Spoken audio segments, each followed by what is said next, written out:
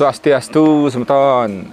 Hari ini kita memenuhi undangan dari seorang tokoh yang bernama Anak Agung Ngurah Ari Dwi Payana. Beliau adalah mantan koordinator dari staf khusus presiden di era Presiden Joko Widodo. Apa saja obrolan kita nanti? Ikuti terus. Swastiastu tuh. Om Swastiastu.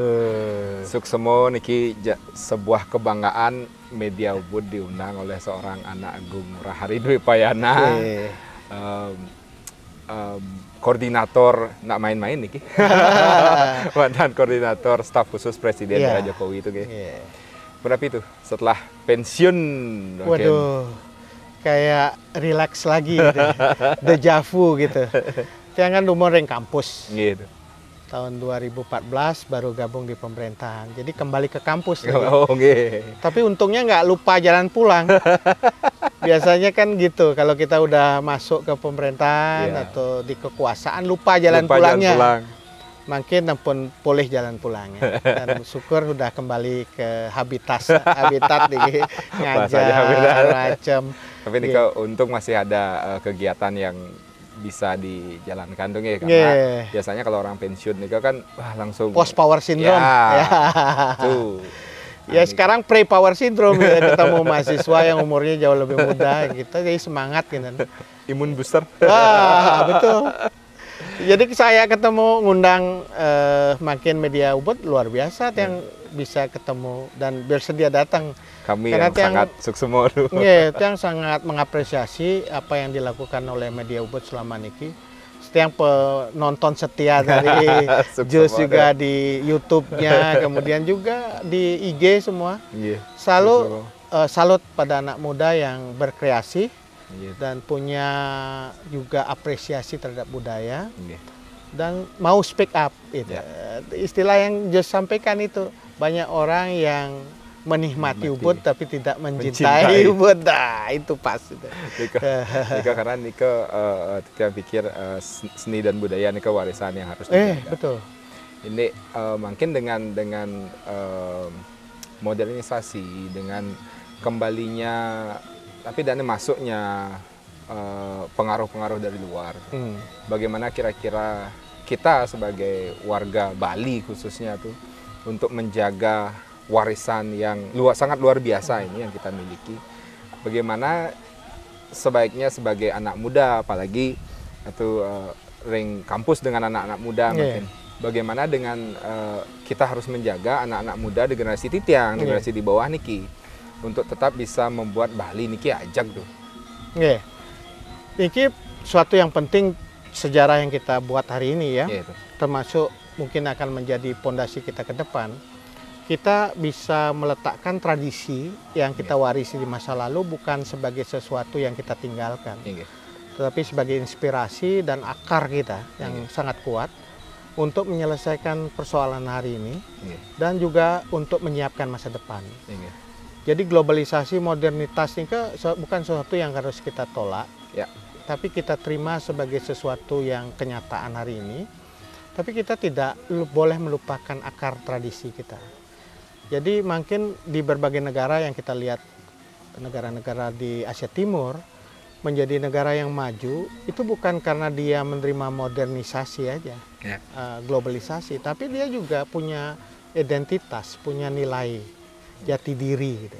Seperti kita lihat di Jepang, begitu di Tiongkok, India, itu adalah negara-negara yang bisa maju, bisa melompat menguasai teknologi, sains, tetapi dia tidak pernah tidak meninggalkan tradisi. Dia ingin masyarakat Ubud, termasuk anak-anak muda Ubud, itu tidak hanya bergelut di tradisi, tapi juga berpikir tentang masa depan.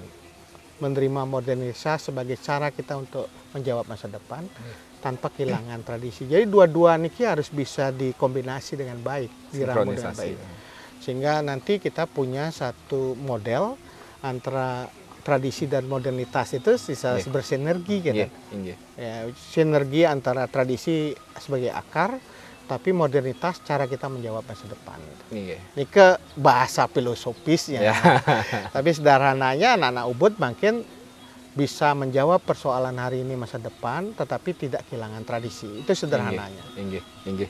Seperti misalkan mungkin dengan digitalisasi kita masih tetap menjalankan adat, tradisi dan budaya, mungkin disupport oleh digitalisasi seperti banyak hal nih yang kita bisa tahu tentang dunia hanya dari rumah.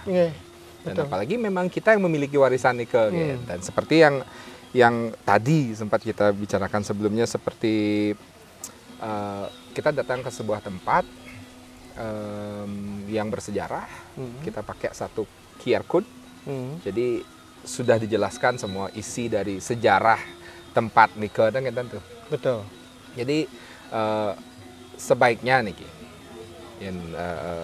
seharusnya apakah kita anak-anak muda nih, anak-anak muda penglingsir kan nikah harus berjalan berdampingan. Anak muda masih open, generasinya masih milenial jauh gitu. Milenial pertama baby boomers gitu. Patah sekali sanewawu, tradisi dan modernisasi harus berjalan bersamaan, beriringan berdampingan. Kita masih penglingsir dan anak-anak muda harus berjalan bersama. Walaupun dengan cara pandang dan cara berpikir yang berbeda, tuh. Betul. Nah, mungkin apa kira-kira langkah pertama yang bisa kita lakukan untuk mewujudkan dan membuat niki sejalan beriringan? Ya, pertama kita anak muda, termasuk yang umurnya antara muda dan lingsir itu harus aware terhadap apa yang menjadi warisan budaya kita. Tetapi kita harus bisa aware itu tidak hanya sekedar kita orang Bali kan mempraktekkan apa yang sudah dimiliki, tetapi kita tidak cukup dengan itu.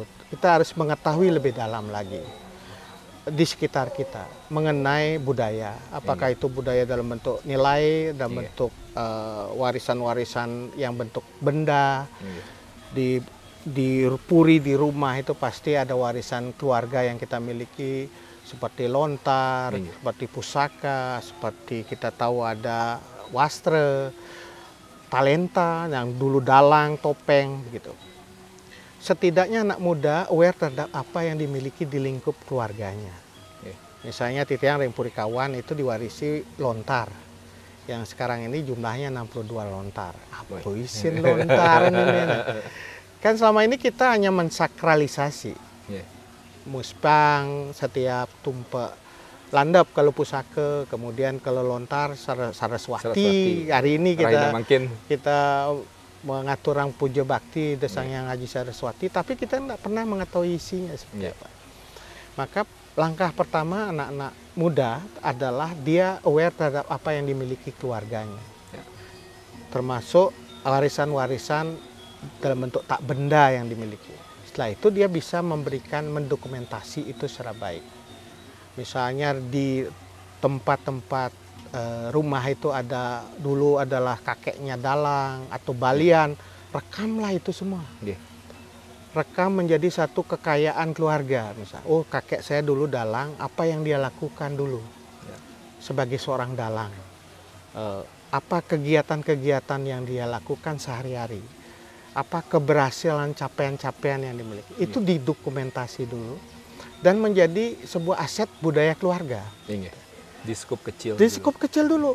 Bayangkan setiap anak muda di Ubud ini melakukan dokumentasi kehidupan keluarganya, mulai dari kakeknya, bahkan buyutnya, kompiangnya, dan terus-menerus dia bisa mendokumentasi, termasuk juga apa yang sekarang diwariskan oleh mereka.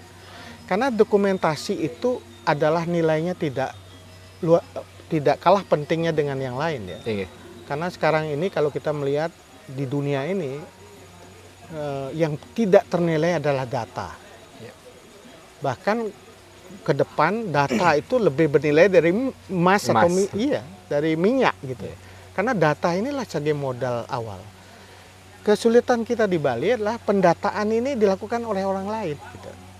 Dilakukan oleh orang asing atau yang melakukan pendataan tentang gamelan, tentang tarian, padahal kita miliki, tapi kita tidak mendokumentasi.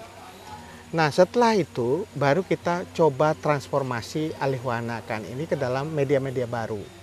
apakah digitalisasi, apakah itu bentuk-bentuk media baru, sehingga kita bisa mengenal itu dengan lebih baik. Gitu. Yeah. Misalnya sekarang kalau punya video, ya videoin itu di rumahnya masing-masing. Dan bangun apa yang kita sebut sebagai storytelling. Yeah. Karena kita kelemahannya di Bali itu kita nggak punya storytelling ya. Ada asetnya, kita nggak tahu ceritanya apa ini. Yeah. Storytellingnya harus dibangun. Nah dari situlah kita bisa membangun satu konektivitas dengan dunia ya. Saya bayangkan ke depan tidak ada waktu bagi kita untuk menjelaskan itu secara individual, kekayaan itu. Sekarang kita semua bisa dapatkan di digital. Ya. Kita tahu tentang sesuatu itu pasti orang searching di digital, googling, bahkan ChatGPT gitu. Ya. Dari situ kita akan mencoba informasi atau data yang kita miliki itu kita bisa gunakan secara baik sebagai story dan orang lain bisa mengetahui itu. Gitu. Nah ini menurut saya di Ubud yang harus kita lakukan. Yeah. Misalnya pura, tempat-tempat artefak bersejarah di Ubud. Kita tahu di Pura Sakyanan Ubud itu banyak sekali temuan arkeologis, tapi kita nggak tahu ceritanya apa. Gitu. Ada candi di Pura Deso yang bagus sekali, itu ceritanya seperti apa gitu. Kemudian kita datang ke tempat-tempat seperti pengukatan pancoran dedari di Jungut itu sejarahnya seperti apa. Ada sungai Campuan, sungai Os gitu. Kemudian ada Mumbul, sejarahnya seperti apa. Nah, dengan cara dokumentasi yang kita lakukan tadi di lingkup keluarga maupun di lingkup desa, kita bisa gunakan itu sebagai media belajar. Jadi anak-anak muda kita sendiri bisa belajar, oh ini sejarah sungai Os di Ubud, ini sejarah dari sungai Mumbul di Ubud, ini sejarah dari apa aja yang ada di dalam Pura Sakyanan di Ubud. Mengapa di Ubud ada Pura Sakyanan, ada Pura Batu Karu, ada Pura Jati, itu kita bisa dapatkan dari informasi yang kita kumpulkan gitu. Dan itu medianya adalah bisa digunakan dalam virtual reality sekarang. Ya. Misalnya wisatawan nggak usah naik mobil lah di Ubud, dia jalan kaki. Dia lihat di Pura Desa atau Pura Jati atau Pura Sakyanan dengan QR code tadi, dia scan, dia dapat informasi. Semua informasi. Dan ya, informasinya akurat karena berdasarkan sumber yang kredibel. Gitu. Nah itu saya kira salah satu cara kita menjembatani antara tradisi, warisan tradisi kita dengan modernitas. Gitu. Apa dampaknya? Apresiasi. Ya. Kebudayaan jauh lebih baik karena orang dapat informasi yang betul-betul akurat. Akuratnya. Itu satu. Jadi satu apresiasi. Kedua edukasi. Bagi anak-anak muda Ubud dia juga bisa belajar sendiri gitu. Ya. Tentang budaya yang dia miliki. Termasuk mungkin nanti kita bisa dokumentasi gamelan di Ubud, seni tarian yang ada di Ubud, jenis-jenis apa namanya ritual yang ada di Ubud yang khas Ubud, perlingga-perlingga yang ada di Ubud, itu semua edukasi bisa dilakukan. Nah yang terakhir baru kita bicara soal ekonomi, gitu. Ekonomi heritage atau storynomic istilah sekarang. Dengan cerita itu bisa melahirkan satu keuntungan ekonomi yang bisa memberikan kesejahteraan bagi warga, berdampak positif pada warga Ubud. Nah itu yang kira salah satu ide besar mengapa antara tradisi dengan teknologi termasuk modernitas bisa kita hubungkan untuk kepentingan Ubud gitu. Caranya saya kira teman-teman yang sekarang ini talenta Ubud yang kira cukup besar, luar biasa, punya kemampuan di bidang digital, punya kemampuan untuk membangun narasi, story, itu bergabung itu untuk merumuskan ini. Sehingga kita punya satu proyek besar di Ubud mendokumentasi semua aset budaya, benda dan tak benda yang ada di Ubud, baik di lingkup desa maupun di lingkup keluarga. Dan itu digunakan untuk kepentingan masa depan kita, karena pengetahuan yang didapat dari situ luar biasa. Sebagai aset tuh ya?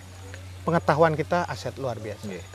Dan sekali titiang lihat yang sudah berjalan di Purikawan, Niko kan sekarang sudah mulai semua ada cerita, semua mulai dimodernisasi dengan digitalisasi. Niko langkah yang titiang lihat secara general sekali pembicaraan tadi adalah cara untuk memulai dari hal kecil. Apalagi memang dengan banyaknya warisan, banyaknya budaya yang ada di masing-masing tempat di Ubud. Jadi kalau bisa mau menjadi satu akan sangat luar biasa.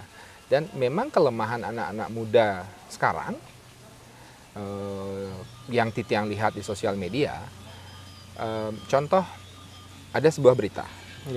Belum selesai nih berita, hanya ada judul dan ada foto, mereka sudah menjudge bahwa seperti ini. Clickbait.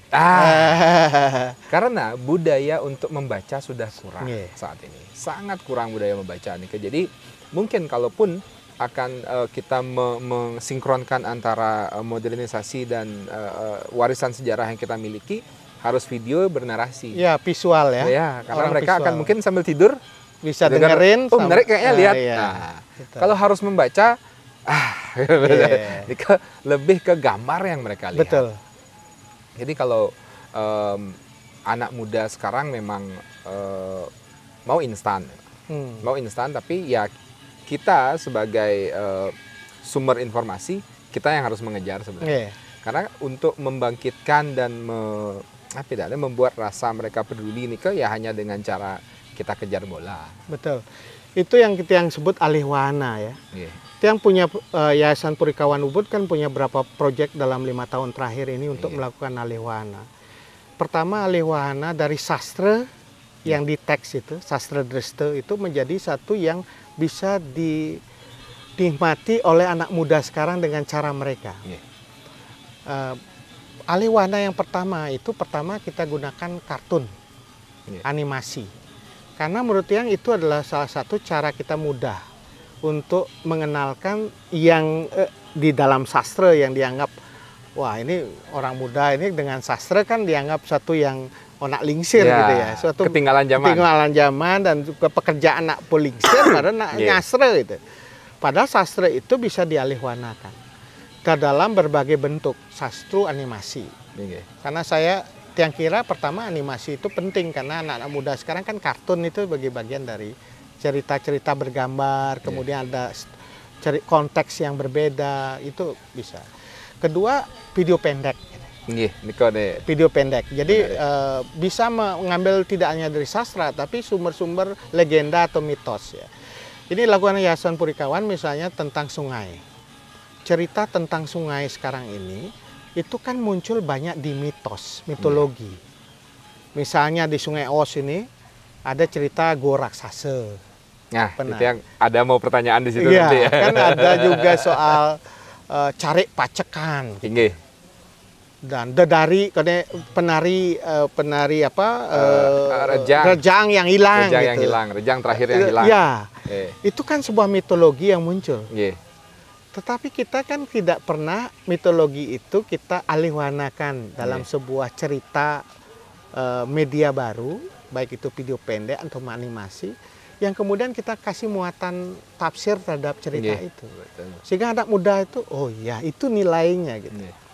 Maksudnya itu yang harus kita lakukan sekarang, mengalihwahanakan apa yang kemudian di dalam masa lalu itu dianggap sebagai sebuah tren, misalnya melalui lontar, itu dialihwanakan ke media baru.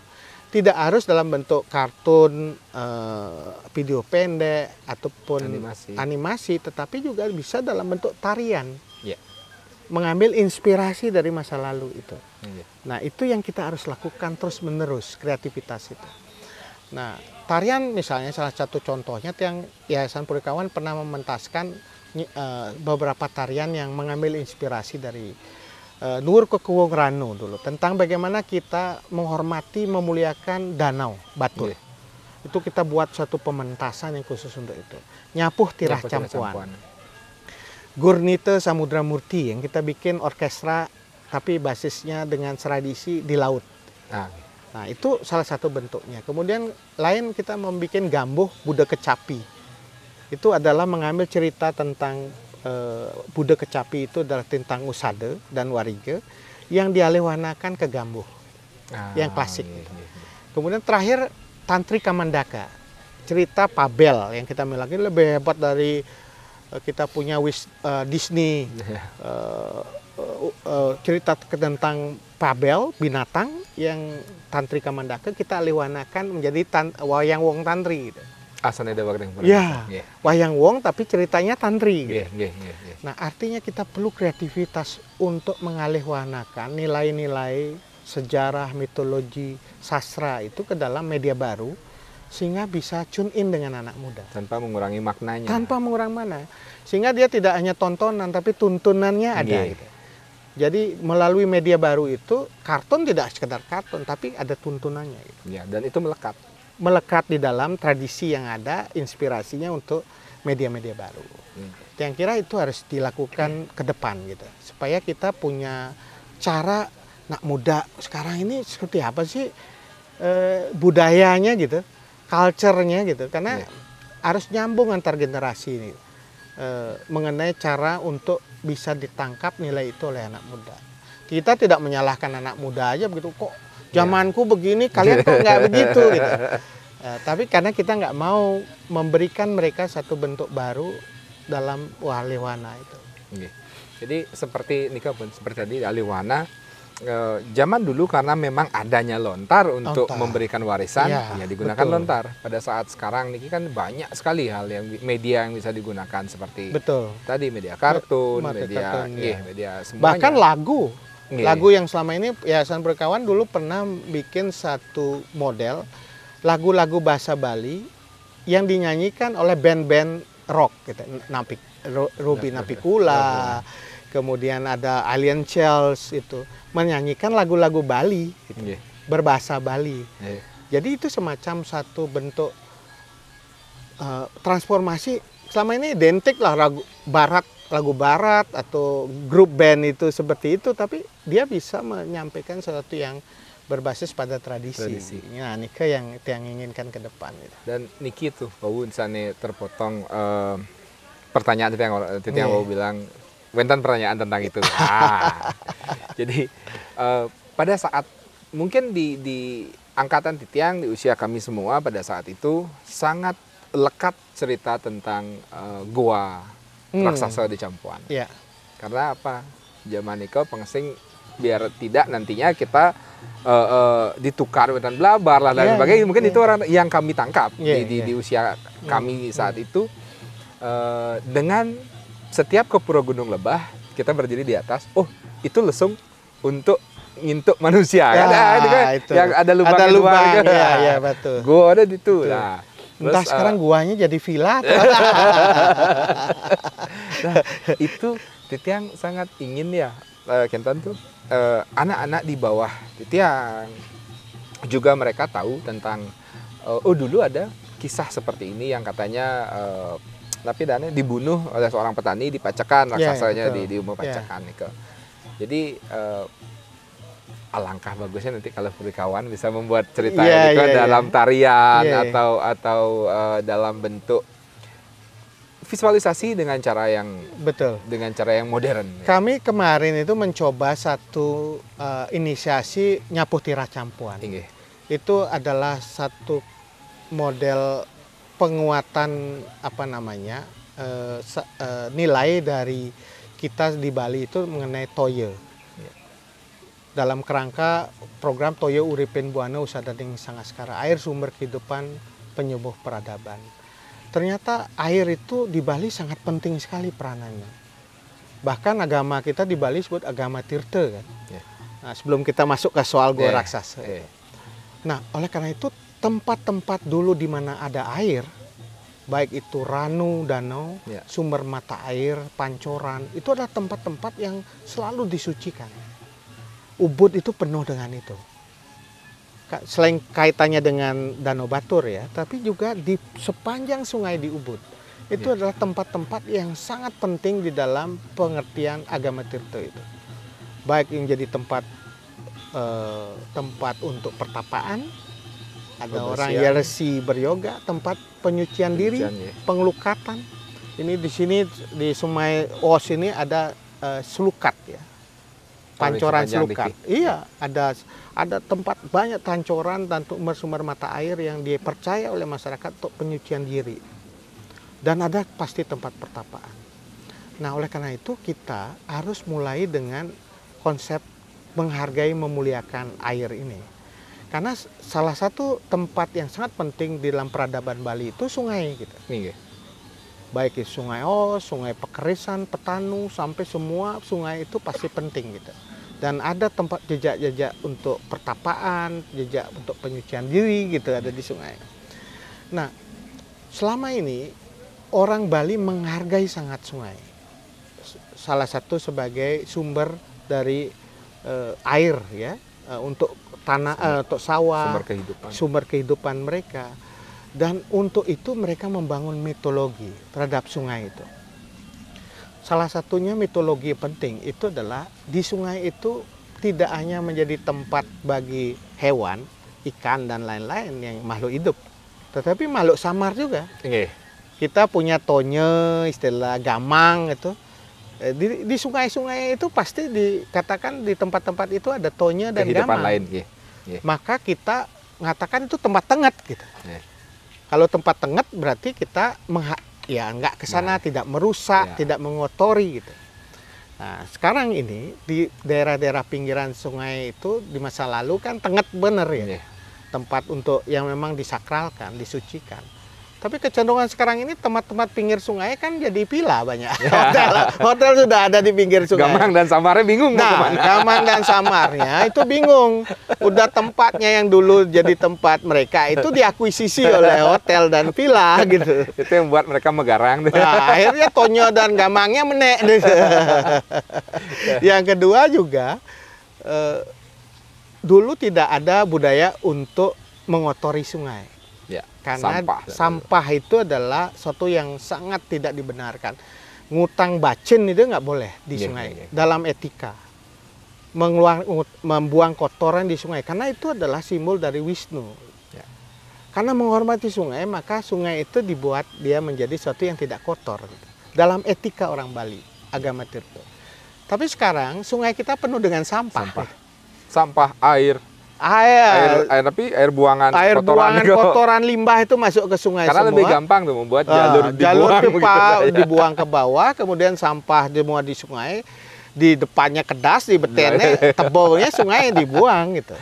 Dan akhirnya sungai itu penuh dengan sampah. Nah, tonyonya lagi bingung, rumahnya penuh dengan sampah kan. Nah, dari konstruksi itulah kami membuat satu tarian namanya Nyapuh Tirah Campuan. Sebuah cerita, kisah yang menceritakan bahwa disinilah pentingnya kita menjaga sungai kita sebagai sumber kehidupan. Nah, tiang kira apa yang dilakukan orang-orang tua kita dulu, luhur, dengan membangun mitologi raksasa, mitologi tentang gelesung yang di situ, itu adalah cara untuk mengkonstruksi ini nak tongos tenget deh. Sing dadi rega di boleh cah-cau dengan ucapan ataupun dengan cara mengotori tempat karena tempatnya tenget. Nah, karena itu di situ kita mengkonservasi sungai. Tapi perubahan terjadi. Sungai sudah menjadi tempat yang buang sampah, menjadi tempat villa. Akhirnya mitologi itu nggak menjadi hilang gitu. Sepadan sungai pun sudah habis. Mungkin menjadi kolam renang di atas. Kolam renang, dan itulah yang menyebabkan kemudian kita berhadapan dengan loh, katanya kita harus memuliakan air, tapi ternyata seperti itu. Nah, mengedukasi masyarakat itu mulai dengan membangkitkan kembali apa yang sudah pernah kita miliki di masa lalu. Yang sederhana strateginya. Jadikan itu sebagai tempat untuk riset dulu. Pangnawang nih tongo sapu pidane diri. Setelah itu kita tahu, oh itu ternyata heritage. Kedua, kalau heritage itu bisa untuk ekotourism atau heritage tourism. Kalau ada wisatawan datang, lokasi sekitar itu minimal tidak boleh ada sampah gitu. Jadi pendekatan kita ekonomi konservasi juga. Selain satu tadi riset tentang sejarah kita tahu, kedua kita tahu tentang edukasinya seperti apa, tiga ekonominya juga kena. Dan batasan tuh. Batasnya di mana sehingga kita bisa menjaga area itu betul-betul menjadi area yang kita lindungi, bukan karena kita percaya apa yang sudah diberikan masa lalu, tapi juga pada sisi lain juga mendatangkan secara ekonomi. Turis saja lihat gua lesung di Campuan kan ada ceritanya tuh. Kita bisa menjual dalam artian positif. Ya. Gua raksasa, ini gua raksasa, tapi itu sebenarnya pertapaan di masa lalu. Nah, ini kok yang tidak banyak orang tahu. Jadi pada saat nanti Puri kawan membuat sesuatu, tinggal kontak My Media Ubud, kita bisa berkolaborasi. Ya, kira siap lah. Menyelesaikan soal Ubud dan juga Bali secara keseluruhan nggak bisa sendiri. Ya. Harus kolaborasi. Ini kok bos yang aman, wi. Berkolaborasi karena di kita mungkin Benten di sisi yang sama, yang kita ingin sama-sama. Siapa jujur saja. Siapa yang tidak ingin daerahnya itu semakin dikenal dengan baik, karena secara ekonomi itu akan bagus untuk kita secara internal dan juga imbas ke daerah-daerah di luar sebelah kita. Betul. Karena Ubud harus jadi contoh, memadukan antara tradisi dan modernitas. Dan itu sudah dilakukan di zaman dulu ya. Misalnya kedatangan ekspatriat ke Ubud, Water Space, Bonnet, dia bawa tradisi modern kan dari barat, tetapi apa yang kita ambil kita seleksi, sehingga gaya lukisan Ubud yang tadi yang sangat tradisionalis, dulu terinspirasi dari Pancayatnya, kehidupan ritual, itu dapat satu ilmu baru dari orang-orang asing yang datang ke Ubud, memberikan satu cara untuk membuat garis, mewarnai, dan membuat siluet gitu, sehingga dia bisa bertemu gitu antara tradisi dan modernitas gitu. Dia tidak saling meniadakan, tapi saling berkolaborasi sehingga melahirkan gaya Ubud gitu. Nah, lukisan gaya Ubud. Gaya Ubud. Nah, itu contoh bagaimana kita bisa membuat kenyataan dalam sisi yang lain di era sekarang. Itu mungkin waktu Cokodo Agung Sukowati, Cokodo Raka Sukowati, 40-50-an beliau bertemu dengan orang dari ekspatriat secara terbuka, belajar, Lempat juga belajar, dan melahirkan sesuatu yang luar biasa, sintesa. Kenapa generasi sekarang nggak bisa kita lakukan seperti itu? Padahal peluang sangat terbuka, lebih luas kita komunikasi belajar. lebih gampang. Setiap hari di Ubud dari luar negeri, dari mana saja bisa datang. Ekspatriat dan orang-orang yang luar biasa datang ke Ubud gitu. Punya talenta-talenta dan diakui global. Kenapa kita tidak mengajak mereka untuk menjaga Ubud juga? Dan kita juga terbuka terhadap masukan mereka. Bayangkan Stiglitz pernah ke Ubud, Desmond Tutu pernah ke Ubud. Sebelumnya pasti banyak sekali orang datang ke Ubud. Dan mereka bisa memberikan kontribusi pada Ubud. Peneliti-peneliti Ubud juga banyak. Saya dulu di Puri Kawan, tempat saya di Puri itu menjadi tempat tinggal bagi peneliti asing ke Ubud. Misalnya dari Sorbonne University, dari Denmark, dari Amerika Serikat. Mereka meneliti Ubud. Pertanyaannya, setelah mereka meneliti Ubud, mereka harus berkontribusi juga pada Ubud. Bukan hanya mengambil benefit dari kita. Riset aja dari objek riset, tetapi dia harus berkontribusi pada kita ke depan. Gitu. Oleh karena itu banyak peneliti asing, ekspatriat yang jago-jago, talenta global itu kita harus ajak untuk memikirkan Ubud. Apa yang bisa mereka lakukan? Menyelesaikan soal sampah, menyelesaikan soal kemacetan di Ubud, menyelesaikan soal bagaimana Ubud di era digital sekarang ini. Harapannya besar sekali, peluangnya besar. Karena Ubud didatangi oleh orang-orang terbaik dari dunia. Dari mana saja dan mereka merasa sangat free ada di Ubud. Sangat senang sekali dan mereka ingin berkontribusi pada Ubud. Gitu. Cuman kita harus sediakan ruang untuk berkontribusi. Seperti kata orang dulu nih, Ubud adalah ubat. Karena banyak ada cerita yang pernah Titiang baca di sosial media.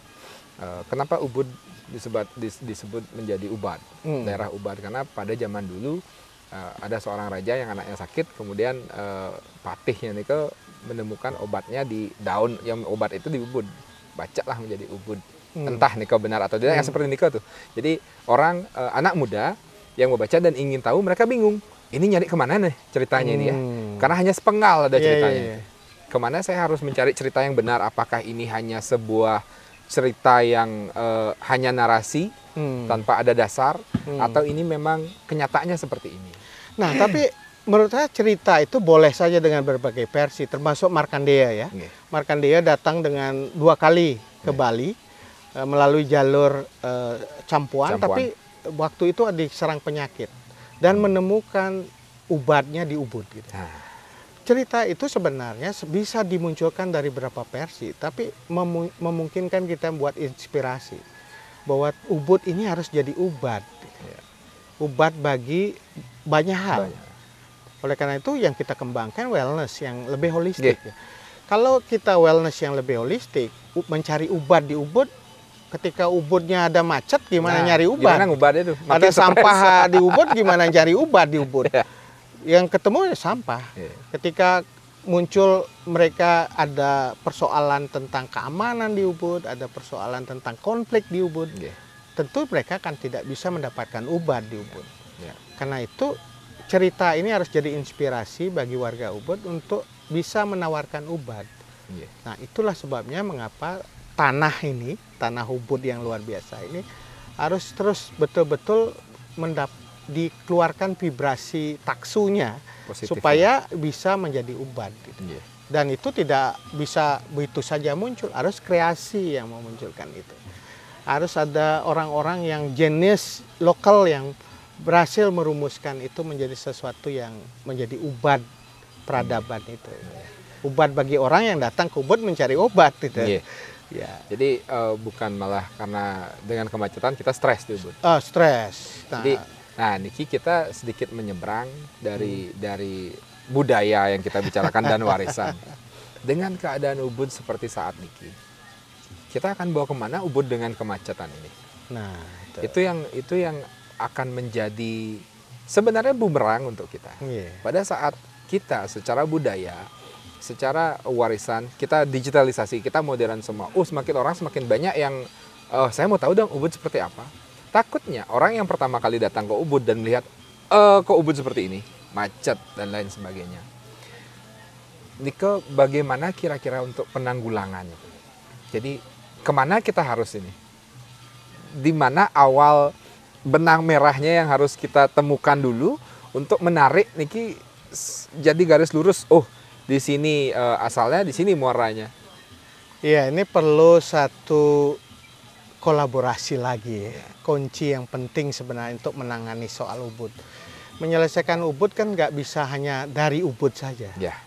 Harus kita melihat dalam skala yang lebih luas. Karena Ubud ini kan menjadi satu titik yang berkembang sekali. Sekarang Payangan pun melaku di Ubud. Tegalalang Ubud. Gitu.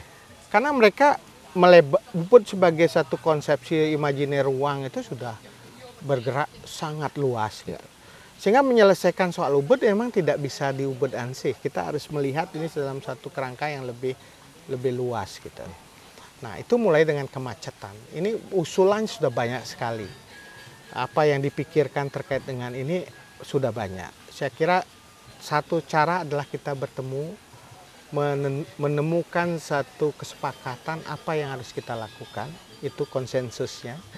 Dan yang paling penting eksekusi. Kadang-kadang kita udah banyak sekali kajian ini, kajian itu. World Bank dulu pernah buat kajian, Bappenas dengan Ulapan udah punya kajian, kajiannya udah banyak. Eksekusinya yang menjadi masalah. Kalau memang kita sepakat bahwa itu kajian itu adalah salah satu solusi untuk menyelesaikan Ubud, iring sarang-sarang margiang niki kan. Hanya jangan sampai hanya di atas kertas dia, white paper terus dia. Setelah itu tenggelam. Tenggelam dia. Harus kita mulai stepnya dari mana? Stepnya dari apa yang sudah kita rumuskan bersama di white paper. Kan sudah diatur kajiannya bahwa baik Ubud, Tegalalang, Payangan itu di dalam satu ekosistem. Diatur. Kemudian penanganan Ubud di dalam pusat itu harus diatur seperti apa. Itu sudah ada di dalam kajian Bappenas dan juga sudah mendapatkan informasi dari banyak kalangan di Ubud. Tinggal mengeksekusi gitu. Itu harus kita lakukan. Nah, sebelum sampai ke semuanya selesai, tentu ada hal-hal praktis yang bisa kita lakukan kan. Kita yang nonton apa yang didiskusikan di teman-teman media Ubud di podcast. Ya banyak orang yang menikmati Ubud tapi tidak mencintai Ubud, peduli terhadap Ubud gitu. Ya. Iring sarang-sarang kalau memang ini problemnya adalah pada persoalan transportasi online, kita buat solusi itu. Ya. Dengan kolaborasi dengan operator gitu. Ya. Kenapa di beberapa tempat bisa dilakukan itu, di Nusa Dua atau di tempat lain? Di sini bisa. Harusnya di tempat bisa, ini bisa. Harusnya bisa dilakukan. Gitu. Itu bisa dilakukan asal kita serius untuk mengusulkan bernegosiasi dengan operator. Kita harus hentikan konflik kepentingan dulu. Ya pun wenten konflik kepentingan kadang kita mewah untuk membuat proposal bersama itu. Apalagi ada di tengah nih kok. Nah, kalau berada lain kene nek kene iring makin tutup itu semua. Semua ditutup, kita mengusulkan sesuatu yang terbaik untuk Ubud. Kalau itu terbaik kita harus jalankan. Kita gunakan kepentingan Ubud, bukan kepentingan Banjar, kepentingan diri sendiri, golongan. Udah tutup itu. Kita harus bicara kepentingan Ubud. Kalau terus Ubud seperti ini ke depan, itu kampanye negatif untuk Ubud. Dan itu merugikan Ubud secara keseluruhan. Nah itu kira iring makin tutup ego-ego kepentingannya masing-masing ini. Kita mulai dengan duduk solusi praktis untuk nangan Ubud pertama ini. Kedua misalnya parkirnya. Kantong-kantong parkirnya diperbanyak. Kalau makin yang ketiga misalnya tempat untuk dropping zone itu diatur. Lebih lebar, lebih leluasa. Ketiga misalnya untuk logistik tidak boleh jam-jam tertentu orang untuk usaha itu material itu harus diatur. Kesepakatan dan itu disungkemin sarang-sarang. Nah kalau gitu baru kita bisa menata Ubud dengan baik gitu, tanpa harus saling menyalahkan niki solusinya. Itu harus wenten tokoh yang di atas yang menginisiasi. Ajeng bisa menginisiasi dan dibantu untuk menjembatani. Ini kemarin waktu U8 yang waktu itu koordinator staf khusus presiden ya. Waktu itu idenya begini. Pak Suharto Manoarfa waktu itu bicara, dia datang ke Ubud. Dia mengatakan pada saat pandemi itu. Pandemi itu sebenarnya momentum untuk menata Ubud. Karena waktu itu riset semua. Restart semua. Ekonomi ambruk kan, turun kan. Ubud belum ada kunjungan. Nah disitulah tempat kita menata itu sebenarnya. Ini yang benar itu kayak apa? Karena supaya sebelum itu kan driven by market ya. Di drive by market, pokoknya berkembang gitu. Autopilot ya. Ngai usaha kini sih memikirkan trafficnya, tidak ada garasinya dan tidak ada parkirnya. Pokoknya dia dirikan. Nah, jangan diparkir dulu. Loading zone-nya aja. Loading zone-nya nggak dia boleh. Nah itu kan berarti autopilot itu. Seperti tadi. Drive by market. Waktu pandemi semua tutup ya. Artinya kita jeda itu. Ya dijedakan dulu. Di pause. Di pause dulu, di pause. Nah, itu kesempatan kita sebenarnya menata Ubud lebih baik. Oh, Ubud ini ditata dengan model yang kita bangun supaya transportasi umum di sini zona untuk parkir, ini untuk transportasi umum. Di sini area untuk untuk community dan lain-lain. Itu ini area untuk sekolah, ini area untuk pemerintahan. Itu perlu dilakukan dan itu waktu itu akhirnya dengan ide seperti itu Suharto Manoarfa menelurkan konsep U8 Bappenas dengan kajian itu. Nah kajian ini kan membutuhkan eksekusi. Gitu.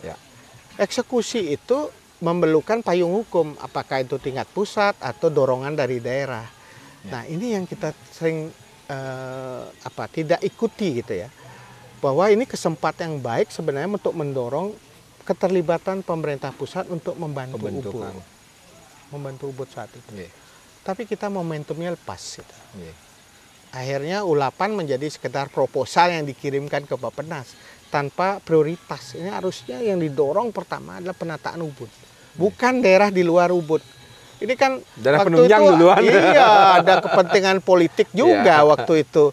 Supaya kelihatan nanti yang bawa proposal ke Jakarta itu. Tapi iya, bukan itu. Harusnya telur emasnya kan di Ubud. tempat menelurkan telur-telur ini kan di Ubud dengan pajaknya ini. Ini ditata dulu, baru kita sekitarnya. Ya. Gimana mau sekitarnya Ubudnya masih? Jadi telurnya nggak keluar nanti telur emas dari bebek atau angsa ya. Gitu. Kuningnya belum matang, sampingnya udah kebakar deh. Bahkan akhirnya telurnya makin busuk gitu. Karena Ubudnya sendiri sebagai tempat untuk menetaskan telur tidak menjadi betul-betul sustain ke depan. Gitu. Nah itu logika yang tapi malah terbalik pada saat ini tuh. Titik balik keamburadulan transportasi, banyak yang berbicara seperti itu karena kan Wenten forum-forum driver-driver di sana. Saya coba baca, coba ingin tahu lah artinya bagaimana bukan konflik sih, bagaimana kekisruhan lah, kita bilang kekisruhan transportasi ini mulai terjadi. Karena pada saat COVID itu yang berbasis online ini mulai muncul. Di situ mulai masuk. Malah bukan untuk merestart, tapi merestart di bidang yang lain jadi. Dengan alasan pandemi. Ini baru kemarin pandemi kasihlah kesempatan kan. Tapi kan kita nggak tata itu kan. Nike sebenarnya yang Titi yang baca itu di sana awal mulanya semua dan harga mulai terjun payung karena kan banyak yang berstatement di sosial media Bali kita jual terlalu murah. Banyak yang seperti ini kan, tapi untungnya, syukurnya mungkin sudah mulai ada peningkatan dari sebelumnya. Karena dulu itu yang sebelumnya cerita dari driver-driver gitu, airport bisa 400.000, 450.000 Ubud Airport dengan keadaan tidak semacet sekarang. Sedangkan sekarang setelah online masuk 250.000, 300 Nike kan plus macet. Itu sudah habis kalau warga kita yang jalan ke sana dan harus kembali lagi ke Ubud habis di bensin ya sepertinya. Betul. Nah, niki yang Titiang mungkin perlu artinya tokoh-tokoh pengelisir-pengelisir si Ejung nanti tolong dibantu kita dijembatani, artinya mereka semua niki dijembatani atau kita buatkan forum lah. Atau bagaimana, tapi dengan catatan kita sama-sama mengawal sampai jadi. Gitu. Jadi tidak hanya kita bicarakan sekarang, semua memberikan usul, setelah itu ya sudah. Nah, itu yang kira kita belajar dari sejarah ya. Ubud tuh punya kemampuan untuk mensubstitusi apa yang tidak dilakukan oleh pemerintah dulu. Dulu di awal-awal Bina Wisata ada. Itu Bina Wisata menjadi alat dari masyarakat untuk menyelesaikan persoalan Ubud. Di mana tokoh-tokoh merasa bahwa ya waktu itu peran pemerintah untuk menyelesaikan soal Ubud tidak ada. Akhirnya waktu itu Bina Wisata berperan penting sekali waktu itu untuk menyelesaikan soal sampah, soal listrik, kemudian soal keamanan. Ingat waktu itu yang masih muda itu banyak juga satpam digaji oleh Bina Wisata. Menin lampu jalan aja Bina Wisata dulu. LKMD, Bankamdes apa namanya dulu itu. Kemudian sampah dulu ada proyek yang dibantu asing untuk menyelesaikan soal sampah Ubud. Bahkan informasi, tourist information Ubud ya. Bahkan waktu itu dulu punya koran namanya Napi Orti loh. Ubud punya koran sendiri namanya Napi Orti. Itu karena orang-orang talent Ubud yang luar biasa kreatif untuk jengah itu. Tapi kenapa hilang tuh? Prosesnya itu tadi, ada proses kemudian diambil alih semuanya dianggap oleh pemerintah. Menyerahkan ini pada semua urusan menjadi urusan pemerintah.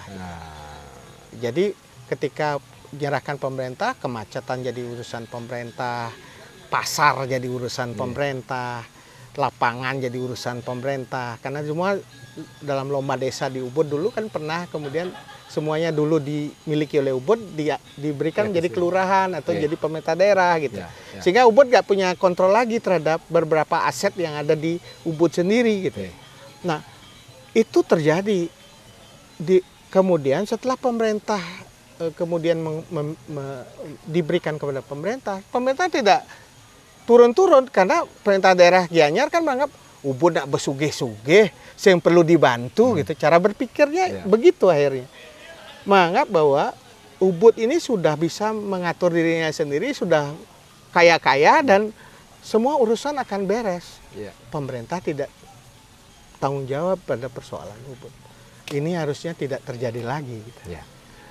Ubud harus duduk bersama, nak lingsir, penglingsir, puri, geria, tokoh-tokoh masyarakat duduk lagi. Ini kepentingan egonya disingkirkan dulu. Bersatu untuk kepentingan Ubud, gitu. Berbicara dengan pemerintah daerah. Ya. Kamu jangan ambil PAR-nya aja, pajak hotel restoran, apalagi PBB sekarang mau naik. PBB ya diambil, PBB pati 250% di Ubud, udah di Gianyar udah 700% katanya. Kalau nggak salah itu kan sesuatu pajak PAR, pajak hotel dan restoran. Ya setidaknya dari apa yang sudah disumbangkan Ubud kembalilah untuk menyelesaikan soal Ubud. Mulai dari soal sampah, mulai dari soal kemacetan, fasilitas umum, trotoar, jalannya coba trotoar kita di Ubud ini. Itu pun kalau lewat ya aja budal ke Ubud, jalan nanya. Coba jalan. Nah itu baru dipiralkan, no viral no justice kan, no viral no respon atau no viral no action gitu kan. Nah itu akhirnya citizen kan, harusnya ini planning untuk menyelesaikan soal Ubud ini sebagai bebek bertelur emas ini selesaikan dulu. Infrastrukturnya harus bagus, fasilitas umum termasuk services untuk Ubud juga terjamin. Kemudian juga kalau kita bicara soal kemacetan dan sampah, keamanan itu diselesaikan. Misalnya orang ide-ide banyak sekali di Ubud, tanpa harus tidak ada tindakan dari, kan orang melihat ini tugas Satpol PP.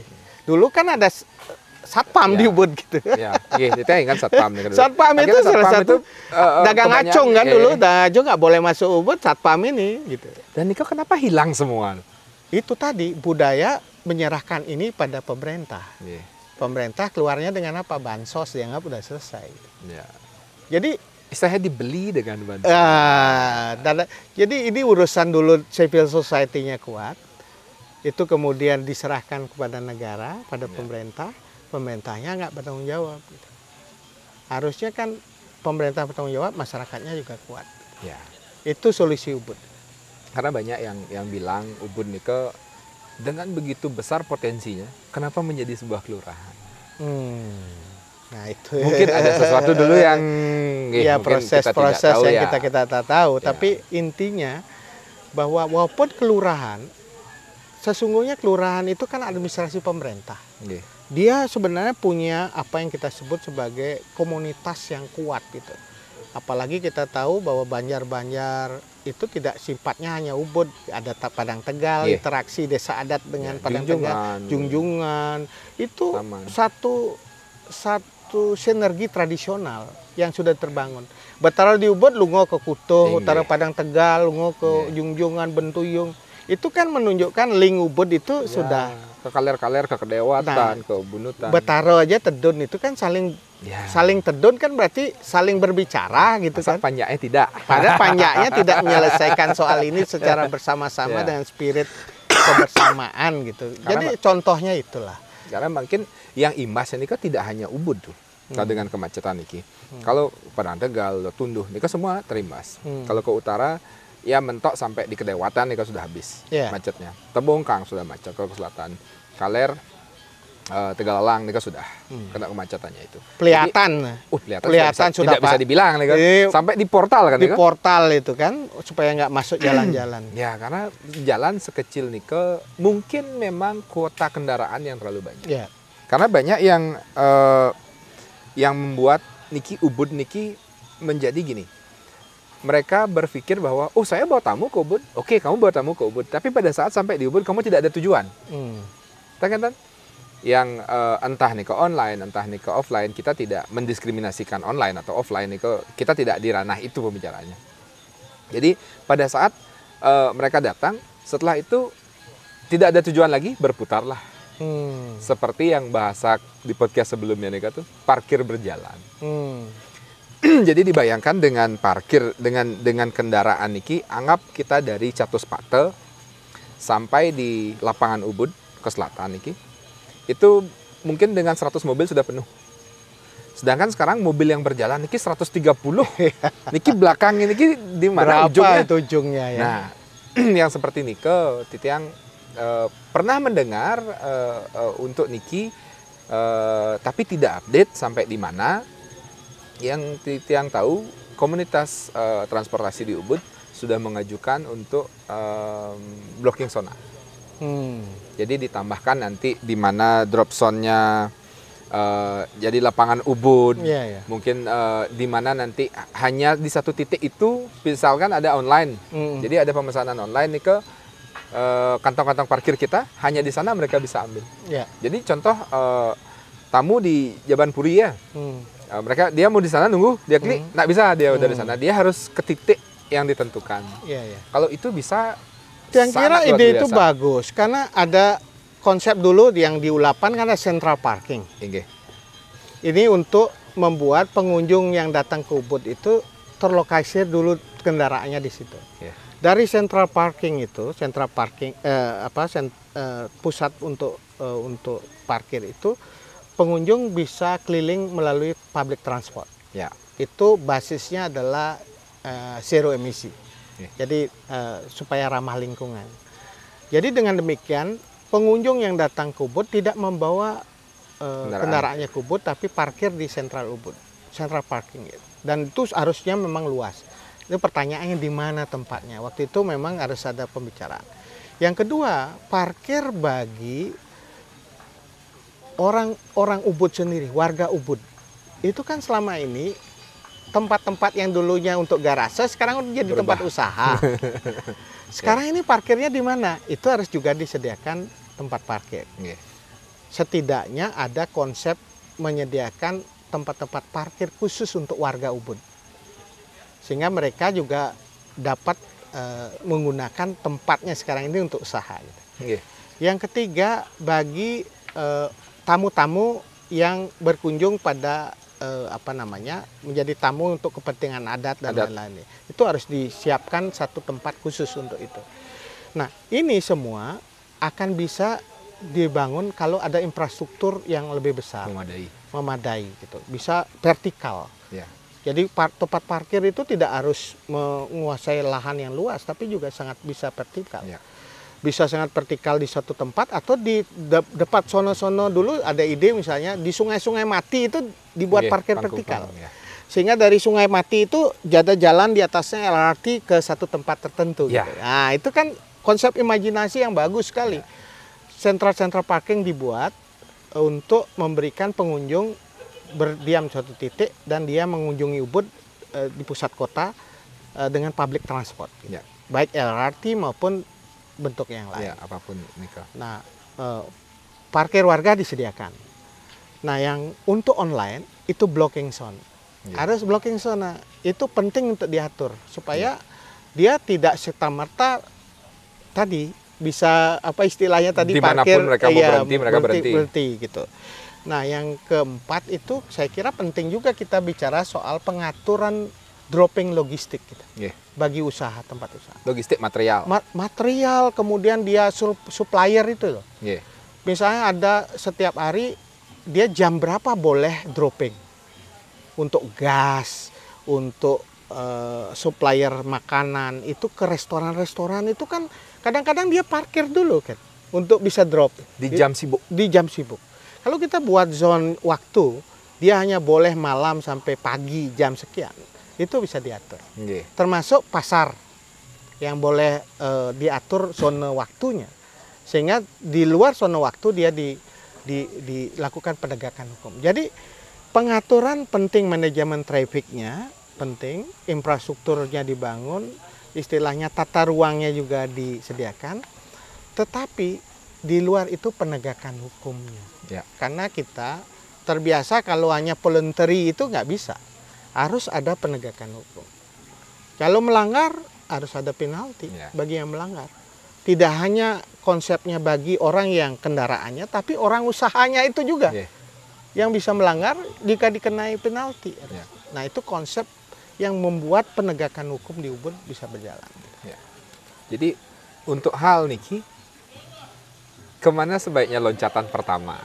Niko yang ini. Nah, Niko ini harus sinergi ya. Satu sisi konsepnya udah ada, ya, yang dibuat di pemerintah pusat. Gitu. Kemudian ini harusnya diketahui oleh pemerintah daerah. Konsep penataan Ubud, infrastruktur yang harus dibangun apa? Ya. Kemudian yang kedua, transportasinya seperti apa? Mode transportasinya, pembiayaannya dari mana? Kalau kita ingin membangun central parking kan perlu infrastruktur. Ya. Nah, yang diragukan oleh pemerintah pusat adalah maintenance-nya, pengelolaannya. Seperti pasar. Membangun gampang, infrastruktur kayak apa aja kita bisa bangun, dananya kita bisa carikan. Tapi bagaimana mengelolanya setelah itu? Kalau bisa, bis plan-nya jelas. Gitu. Misalnya kita mau membangun di lapangan, 3 tingkat ke bawah. Pertanyaannya, ketika sedang membangun, yang ngelola ini siapa nanti? Kemudian apakah dia bisa sustain ke depan operasionalnya untuk mengelola itu? Ya. Karena di situ secara pasti berkelanjutan gitu. Karena kalau dia tidak pembiayaan itu tidak diikuti oleh business plan, kapan sebenarnya ini bisa mendatangkan kembali investasi yang sudah ada, itu tentu orang akan ragu. Gitu. Nah, oleh karena itu pemerintah pusat perlu diyakini bahwa kita punya konsep pengelolaan yang baik, yang pasti. Dan lapangan kalau di bawahnya ada parkir, di atasnya lapangan public area, yang ngelola siapa? Otoritasnya apakah pemerintah daerah Kabupaten Gianyar atau Ubud atau bersama-sama? Modelnya kayak apa? Gitu. Siapa yang bertanggung jawab? Pemeliharaannya ke depan seperti apa? Nah, seperti yang jelas kita lihat saat ini. Lapangan Ubud. Siapa yang mengelola sebenarnya lapangan Ubud nih? Nah, itu yang kita harus cari. Jadi teman-teman tentu bisa mencari sebenarnya yang mengelola lapangan Ubud siapa, yang punya lapangan Ubud dan mengelolanya siapa. Itu kita harus buka. Salah satu kunci untuk ini transparansi. Ya, seperti tadi kita tinggalkan semua ego dulu. Ego dulu, transparan. Oh, gini loh duduk persoalannya. Kalau itu tidak menguntungkan Ubud, mari kita negosiasi ulang. Ya. Supaya menguntungkan Ubud. Kedua, tidak hanya soal transparansi, accountability-nya. Ning ngelola harus tanggung jawab, gitu loh. Kalau memang tidak becus ngelola ya jangan dialihkan ke orang lain gitu. Jangan sampai kalau kita pengelolaan kita ada akuntabilitas gitu loh. Pang jelas dia bertanggung jawab gitu. Pangsing ada misalnya orang menganggap dirinya pada suatu jeda tertentu narikin karcis di situ, bisa jadi begitu. Karena nggak ada yang merasa bertanggung jawab terhadap itu. Tentu ini sense tadi yang diangkat, peduli Ubudnya harus kuat. Yang peduli Ubud ya peduli perut masing-masing gitu. Kalau seperti itu semua hanya peduli dengan diri sendiri itu. Nggak sampai kita nunggu 2 tahun. Tahun depan aja udah beberah. Ubud jauh jadi ya. Makanya kita iring makin yang sudah kita tutup, kita melangkah ke depan untuk kepentingan Ubud itu. Kepentingan bersama karena Titiang sering memang banyak ada Titiang baca, seperti ini kadang berpikir kemana saya harus bertanya ya, kemana harus minta klarifikasi. Yang kira anak-anak muda bisa investigasi lah itu. Makin citizen journalism loh. Kalau ada penyimpangan di Ubud, lebih cepat. Penyimpangan di Ubud tentang sesuatu yang kita anggap tidak sesuai dengan apa yang menjadi hati nurani kita, videokan itu. Kita videokan, kita bicarakan ke publik gitu. Nah, makin ngomong gitu deh. Niki pun makanya Niki pun media Ubud Niki ada kan untuk mewakili berbicara, menanyakan saja. Kan bertanya aja. Misalnya ada suatu kejadian, yang sering kali meretweet atau mengirim orang satu tayangan mengenai pelanggaran yang dilakukan waktu motor-motor gitu. Kan Polsek sering itu ya. Video-video itu bagus sekali edukasi. Kita tidak perlu dengan menghakimi, bertanya aja apakah seperti ini yang ingin dibangun di Ubud gitu. Itu kan baru pelanggaran yang kasat mata ya. Mungkin hal-hal lain kita temukan soal sampah. Nah, ngentung sampah kita videokan aja. Makin era digital bisa kita videokan, bisa kita sampaikan dengan bentuk pertanyaan. Kesantunan yang dibangun oleh media Ubud kan bagus. Tanpa harus menghakimi. Bertanya apakah ini memang harus kita lakukan di Ubud. Apa ini cocok dengan nilai-nilai Ubud yang kita inginkan. Piring, sarang-sarang kan itu teguran. Saya kira perlu kita ada hanya mereminder. Reminder. Dan mungkin banyak orang yang mempunyai pertanyaan di hatinya, kula nyedek takon. Nah, kami sebenarnya hanya ingin ingin memberikan edukasi, kami ingin memberikan informasi yang mudah-mudahan dari sumber yang memang terpercaya. Terpercaya. Gitu. Jadi kalau ada persoalan ini, pihak-pihak yang lain harus transparan. Terketuk hatinya. Oh, ini saya juga bertanggung jawab itu. Saya harus mempertanggungjawabkan itu. Setelah mereka menonton, siapapun setelah menonton podcast Niki, ada yang menghubungi kami, yuk saya mau klarifikasi. Nah, itu bagus banget tuh. Kami sangat berharap, kami sangat berharap hal seperti itu. Karena mereka nanti bilangnya, ya orta apa di orta. Ya, kalau memang lebih tahu, hubungi kami. Ya, isu publik, isu kita bersama itu harus dibicarakan. Dan ada, kalau kita menyembunyikan atau menghindari membicarakan itu, justru kita tidak akan pernah dapatkan solusi. Ketika dibicarakan, orang yang berkepentingan harus transparan, membuka. Oh, ini sebabnya, ini harus selesai gitu. Kalau ini tidak selesai, kita nggak selesai. Gitu.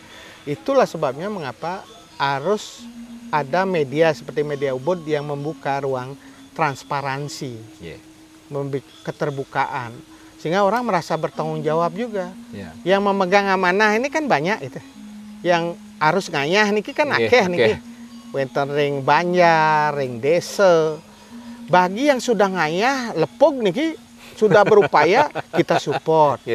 Mereka harus ada media untuk menyampaikan apa yang mereka kerjakan, keberhasilannya apa, kegagalan mereka apa. Dimana, seperti teman-teman yang ngelola sampah kan tanjal mulus kan hasilnya. Ada kendala-kendala mereka. Durung pacak belan-belan. Tapi kan ada nih yang ngidang mereka selesaikan. Ada karena solusi itu ada di luar mereka. Gitu. Oleh karena itu sampaikan dulu persoalannya secara terbuka. Nah, niki yang kita harus setelah itu tahu persoalannya, masing-masing bertanggung jawab tentang apa yang harus dikerjakan. Yang kira pelan-pelan lah, step by step masalah Ubud akan kita bisa selesaikan. Kami di media Ubud niki itu sangat membuka lebar pintu untuk Nika. Karena apa? Karena satu memang kepedulian kami, mungkin kami bisa berkontribusi dengan cara ini untuk Ubud yang kita semua cintai niki. Jadi kami menunggu yang yang memang bersinggungan dengan hal ini, yang memang memiliki otoritas dengan hal-hal seperti niki, menghubungi kami untuk klarifikasi, atau mereka ingin membuka forum diskusi untuk mendengar pendapat bagaimana Nika pun penglingsir, nak lingsir di Ubud, di Puri, semua artinya anak-anak muda kita, tokoh-tokoh di Banjar kita, di masyarakat kita di Ubud, ingin misalnya dengan satu suara kami ingin Ubud seperti ini. Kan kembali lagi itu hanya sebuah negosiasi yang nantinya akan menemukan sebuah kesepakatan. Dan 100% seperti apa yang kita mau, tidak 100% juga seperti apa yang dari pihak yang memiliki otoritas mau. Jadi mencari win-win solutionnya. Jadi titik-titik bahwa ini harus diperjuangkan, dinegosiasikan harus ada. Kita nggak bisa serta-merta mengatakan ini akan perjuangan ini ngomong sekali selesai. Enggak. Harus terus-menerus, asal konsisten gitu. Yang kita prioritaskan perjuangkan Ubud itu apa dulu. Nah, itu sebabnya mengapa yang memerlukan seluruh pihak harus tadi nutup egonya, berbicara tentang Ubud, ini yang diperjuangkan, dan semua mendukung perjuangan ini. Satu suara kita dulu di Ubud, satu suara dulu. Satu suara, nih proposal Ubud nih. Yang ada lelen nih proposal Ubud.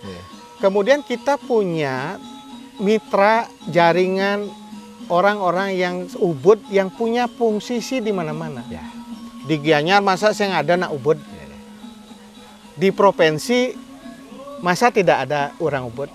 ya kan? Dulu kita punya wakil gubernur, sekarang ada wakil ketua DPRD.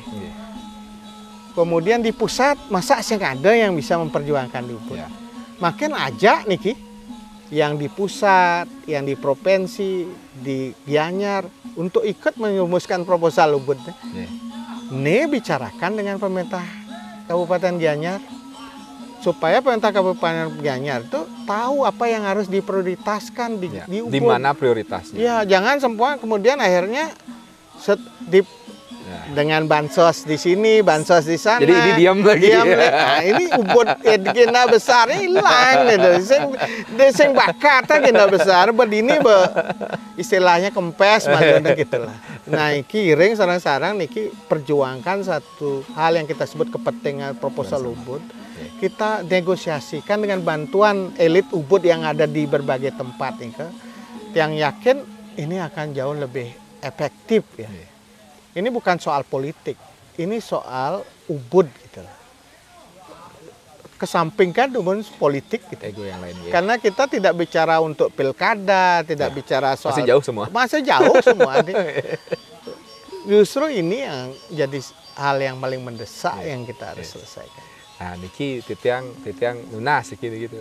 Sebagai mungkin banyak anak muda di Ubud yang ingin Iring direalisasikan untuk menjadikan tapi membuat forum ini, membuat sebuah acara yang kita ada memang otoritas yang berwenang di sana, baik dari Pemda atau Pemprov atau mungkin di pusat, kemudian juga anak-anak muda kita, tokoh-tokoh kita. Nanti dibuat media Ubud nanti siap. Wah, mantap banget tuh media Ubud siap, kita mengawal update-nya terus. Yang menunggu sebenarnya anak muda speak up. Karena yang kira anak muda ini adalah anak-anak yang sekarang ini melihat realita yang ada dalam masyarakat secara terbuka, bisa menyampaikan tanpa ewuh pekewuh begitu ya. Karena tradisi satu sisi kan kita perlu menyampaikan itu dengan berbasis data informasi yang kuat, tapi dengan kesantunan. Media Ubud yang ya, dari beberapa podcastnya, anak-anak muda Ubud itu ternyata punya data, punya informasi yang kuat, valid, dan bisa menyampaikan itu secara santun, gitu. Tanpa menyalahkan orang lain. Dia bisa menyampaikan. Nah, ini kita harus tergetek hati yang lingsir-lingsir, nih, supaya ikut mendukung apa yang menjadi misi dari media Ubud ini. Kami sebagai anak muda menunggu tuh. Di DM ada just pokoknya anak muda memperjuangkan, anak orang tua juga ikut memperjuangkan. Ini sarang-sarang niki harus nemu gelang ini antara perjuangan anak muda dengan yang ada di lingsir-lingsir ini harus. Ini kisahnya penting tuh. Sebelum anak-anak berjalan, lingsirnya harus merestui dulu dengan jalan nih gitu.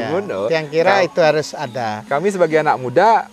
Tapi ilingan satu hal, kita berbicara harus kita bicarakan ini. Tapi kita melakukan perubahan mulai yang kecil dulu.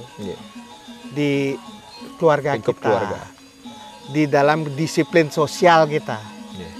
Revolusi mental di lingkup masyarakatnya juga kita harus ajak.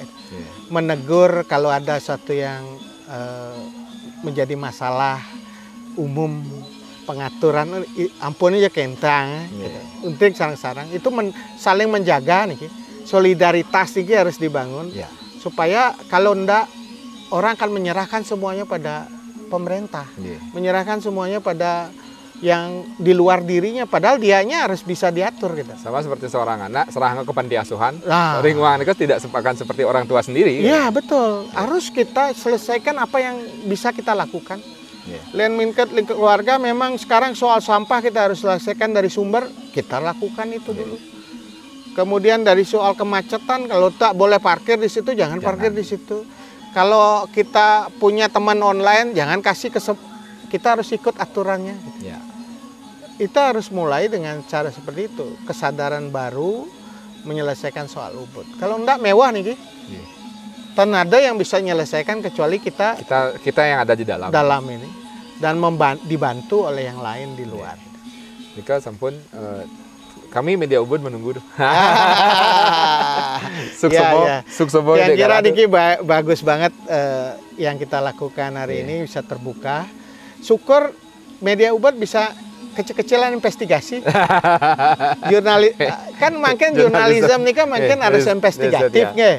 Dan ada satu yang kita anggap ada bau-bau gitu, investigasi, sehingga kita bisa bongkar. Kalau kita nggak bisa bongkar itu, nggak ada yang speak up, nggak bisa kita akan menyelesaikan. Jadi anu tuh produser, direktur siap. Investigasi itu dan undang warga kalau menemukan sesuatu yang dianggap masalah, silakan bisa disampaikan. Gitu kan. Medianya media komunikasi antar kita. Perintah Nunas tetap dukungan itu. Asal itu santun, positif, berbasis pada data informasi yang kuat, kita harus berani. Terus terang titian, udah biasanya podcast ini ke sebantaran. Niki agak deg-degan, Niki mantan staf sus. Tiang sebenarnya pengen sekali bicara tentang Ubud gitu. Karena selama ini kan bicaranya nasional, bicara politik, bicara yang lain. Kalau bicara tentang kampung, kadang merasa satu hal yang kok kita bisa ngomong di tempat lain tentang itu, tapi di Ubud sendiri ada sesuatu yang kita kurang sreg, harusnya kita sampaikan. Kalau ada bentuk sebuah kecintaan. Kecintaan pada Ubud. Jadi karena kita ada di tanah Ubud, kita harus mencintai Ubud, peduli pada Ubud.